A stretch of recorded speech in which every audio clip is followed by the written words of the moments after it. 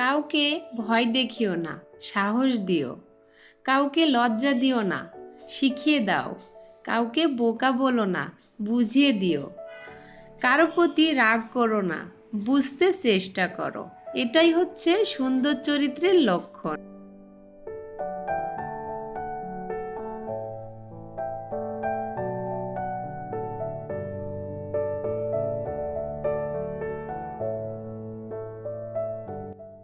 আসসালামু আলাইকুম। আমার চ্যানেল মিস বেঙ্গলি নিশাত থেকে সকলকে স্বাগতম জানাচ্ছি। আমি নিশাত ফারজানা। আশা করছি যে যেখান থেকে আমার ভিডিওটি দেখছেন ভালো আছেন, সুস্থ আছেন এবং নিরাপদে আছেন। আমিও আপনাদের দোয়া এবং ভালোবাসায় আল্লাহর রহমতে অনেক ভালো আছি।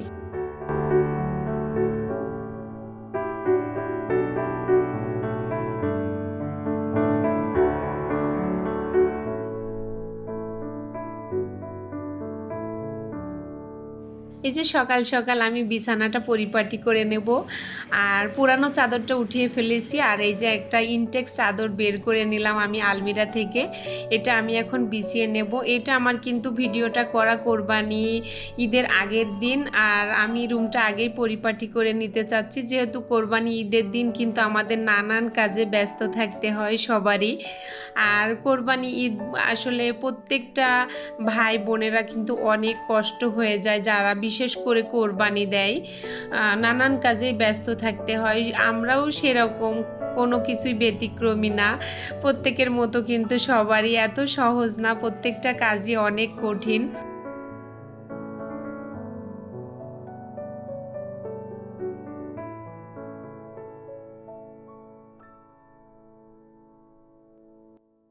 আমার এই বেডশিটটা কেনা ছিল কিন্তু রোজার ঈদে, তো রমজানের ঈদে কিনেছি, এখন কোরবানির ঈদে ব্যবহার করতেছি এটা।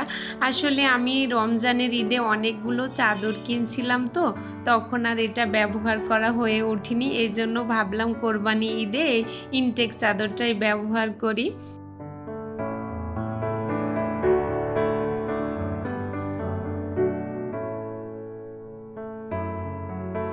আমার ভিডিওটি যদি আপনার কাছে ভালো লেগে যায় তাহলে প্লিজ একটা সাবস্ক্রাইব করেন আর একটা লাইক দিবেন।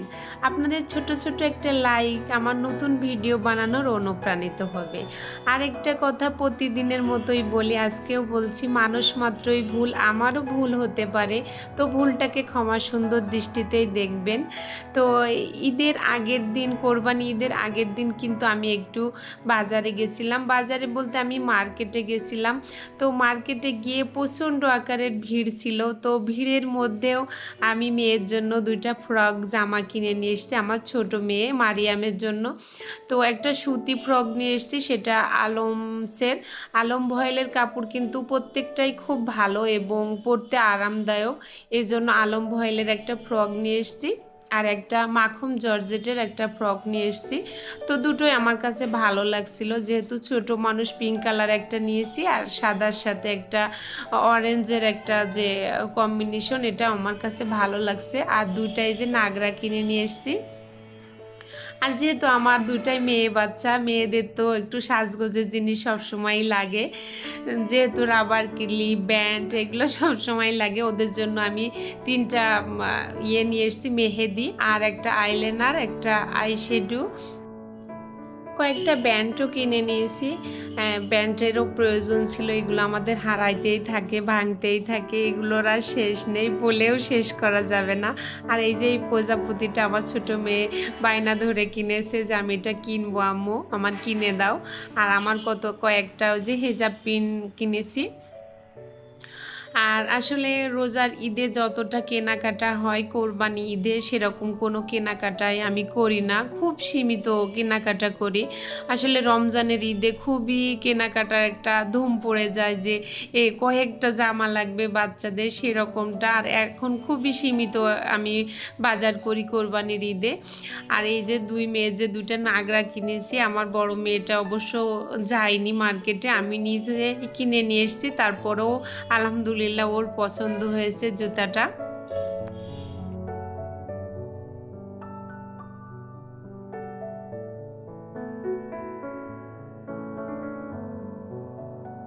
জোহরের নামাজ পড়ে দুপুরের খাওয়া দাওয়া শেষ করে একটু রেস্ট করার পরে আমি আমার বোনের বাসায় চলে এসেছি। যেহেতু আমার বোনের বাসা পাশেই, তো বোনের ছেলেটাকে নিয়ে আমি একটু বাজারে যাব, যেহেতু ঈদের আগের দিন এটা। আর আমি ওর সাথে যাব একটু দই মিষ্টি কোক এগুলো কেনার জন্য, তো ওকে নিয়ে গেলে আমার সুবিধা হয়। আর আমি এসে দেখি আমার বোন ছাদে জাম পাড়তেছে, তো আমারও ভালো লাগলো যে আপা এই মুহূর্তে জাম পাড়তেছে। আমিও কয়েকটা জাম খেয়েছি। তো অনেক গাছের হয় না জামগুলো একটু কষ টাইপের হয়, খারাপ লাগে, তো এই গাছের জামটা অনেক মিষ্টি মিষ্টি লাগে, খেতেও ভালো লাগে। তো ওইখান থেকে জাম পাড়া শেষ করলাম। আসলে গাছের ফল তো এরকম পেড়ে খাইতেই কিন্তু অনেক মজা। আমি জানি আমার তো লাগে, এটা অনেকেরই হয়তো এটা লাগে যে যারা এরকম গ্রামের পাশাপাশি বসবাস করে, নিজের গাছের জাম আম পাড়ার একটা আনন্দই আলাদা। তো জামগুলো সব কুড়িয়ে নিচ্ছি।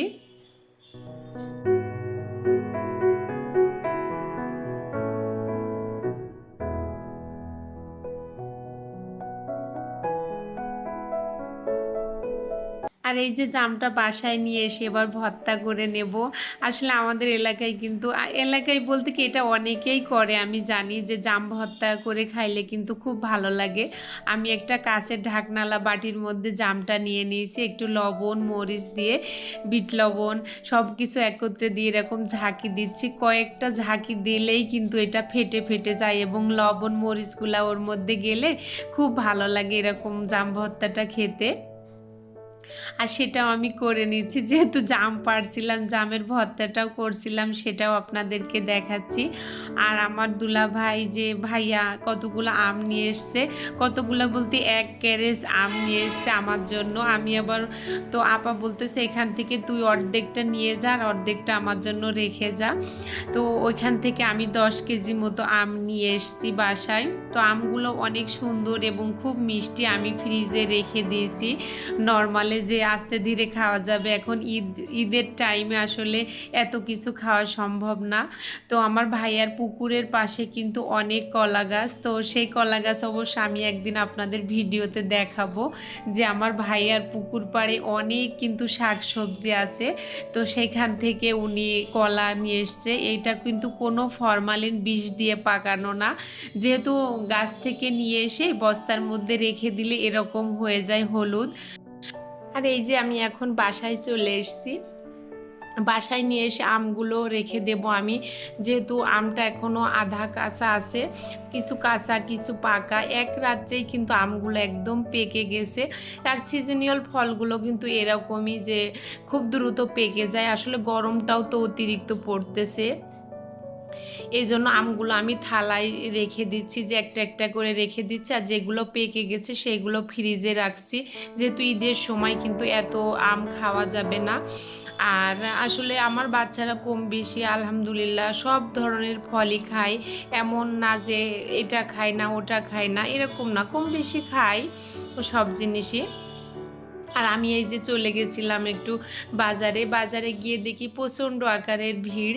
তো আমি কিন্তু তখন কিনতে পারিনি দই মিষ্টিগুলো, তো আমি চলে এসেছিলাম। আমরা তো গেছিলাম মোটর সাইকেলে, তো আপনাদেরকেও দেখাচ্ছি, দেখেন কত ভিড়। এর মধ্যে কিভাবে আমি মহিলা মানুষ গিয়ে ওইভাবে ঠেলাঠেলি করে মিষ্টি কিনবো। তো ছোট্ট একটা মফস্বল এলাকায় যদি এত ভিড় হয়, এটা আমি বুঝি না। আমি চলে এসেছি, তারপরে আমার বোনের ছেলে এটা আমাকে সন্ধ্যার পরে দিয়ে গেছে যে খালামণি আমি যেগুলো নিয়ে এসেছি এগুলো ফ্রিজে রেখে দাও, যেহেতু আমি বাসায়ও বেশ কিছুক্ষণ রেখে দিয়েছি। আর এই যে ও নিয়ে এসেছে রাজভোগ। তো আসলে এটা ছোটোটাকে আমরা রসগোল্লা বলি, আর এটা একটু বড় সাইজের, আমরা এটাকে রাজভোগই বলি। আমি জানি না কে কি মিষ্টির নাম বলেন, আমি এত মিষ্টির নামও কিন্তু জানি না। রসগোল্লা গল্পে যে ঝন্ডুদা 2.5 মিনিট চোখ বন্ধ করেছিল রসগোল্লাটা খেয়ে, তো আমারও কিন্তু সেটাই আজকে মনে পড়ে যাচ্ছে, যে গল্পটা এই জন্য মনে হয় বানিয়েছে, যে আমারও কিন্তু এই রসগোল্লাটা খেয়ে অনেক ভালো লাগছে এবং সেই ঝন্ডুদার কথাই মনে হচ্ছে যে সে কেন চোখ বন্ধ করেছিল অনেকক্ষণ, এই জন্য হয়তো গল্পটা লিখেছে।